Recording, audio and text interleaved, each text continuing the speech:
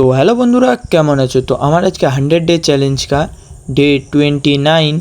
तो आज के आमी चले एसेछि दाड़ीबेड़िया काली मंदिर। तो दुपुर एखन 11:30 बाजे मासी बाड़ी जाबो बोले एसेछि, ताई एखाने मंदिरटा घुरे जाई।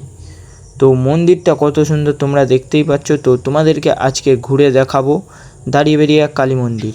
तो आमी एखाने दाঁড়িয়ে আছি মানে দোকানের সাইডে। तो मामा आरो जिनिस किनছে মানে ঠাকুরের ডালি কিনছে, তোমাদেরকে দেখাই। তো এই সাইডে রোড আর এই সাইডে আমার বাইকটা দাঁড়িয়ে আছে, আর এইখানে এটা হচ্ছে রাধাকৃষ্ণের মন্দির আর এই সাইডটাই হচ্ছে শিব মন্দির। তো দেখতেই পাচ্ছ, আর পিছনে দাড়িবেড়িয়া কালী মন্দির। তো তোমাদেরকে পুরোটা ঘুরে দেখাবো। তো এইখানে দোকানে মামারও প্রসাদ কিনছে, দেখতেই পারছো। ও এখানে ছোট ভাইটা বলে এটা নো ওটা নো, তার अलग ही स्वैग चले रहा है भाई का। तो তারপর একটুক্ষণ ডালি নেওয়ার পর দেখি এইখানে একটা গাড়ি পূজা হতে হয়েছে এসেছে হুন্ডার। তো দেখতেই পাচ্ছ। তো পূজার ডালি নিয়ে চলে এসেছি মন্দিরের সামনে, বোনের হাতে পূজার ডালি। তো চলো, জলে পা দেব না, পাপ দিবে ঠাকুর জলে না পা দিলে। তো জলে পা দেইনি, পালিয়ে এসেছি। তো এই দেখো, তো বোন নিতে যাচ্ছে টোকেন কাটতে, মানে ডালি পূজা দেওয়ার জন্য টোকন কাটতে যাচ্ছে। তো নাম বলার পর বোন টোকন কাটছে, আমাকে ডালিটা দিয়ে দিল।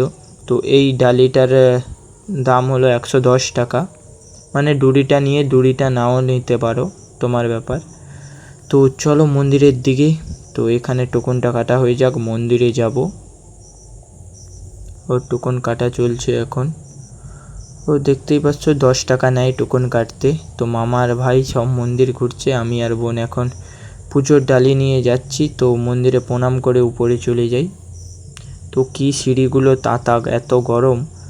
তো এখন বলে পুজো হবে না, মানে ঠাকুরকে ভোগ দেখানোর পরে দেবে।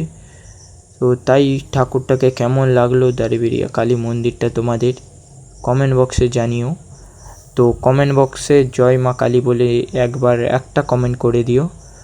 তো তোমাদেরকে দেখাবো। এই দেখো, এইখানটায় যারা মান্নাত করে, মানে কি বলে ওটাকে, যারা শুয়ে যায় তারা ওইটা বাঁধে। তো আর এইগুলো হচ্ছে পূজার সময় যে বাতাসার ভাঁড় এখনও রয়ে আছে, দেখতেই পাচ্ছ।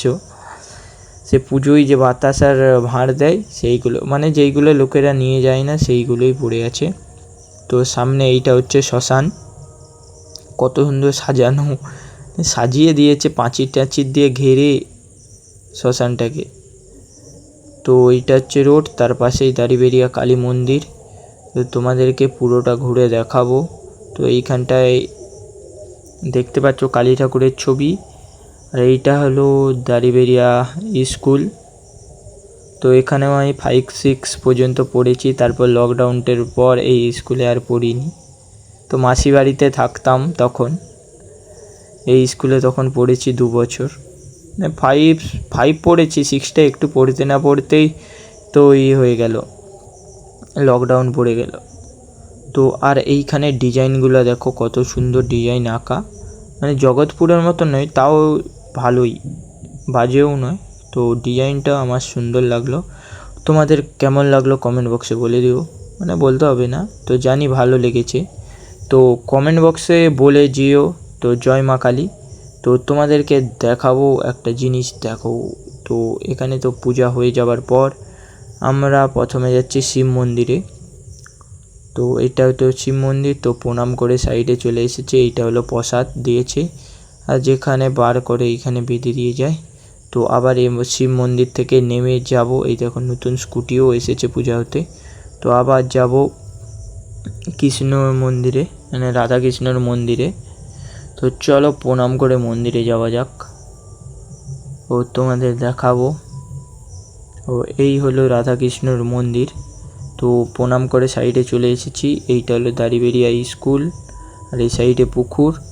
তো সামনে দেখতেই পাচ্ছ সব মন্দিরগুলো তোমাদেরকে ঘুরে দেখিয়েছি। তো ওখান থেকে বাড়ি চলে যাই।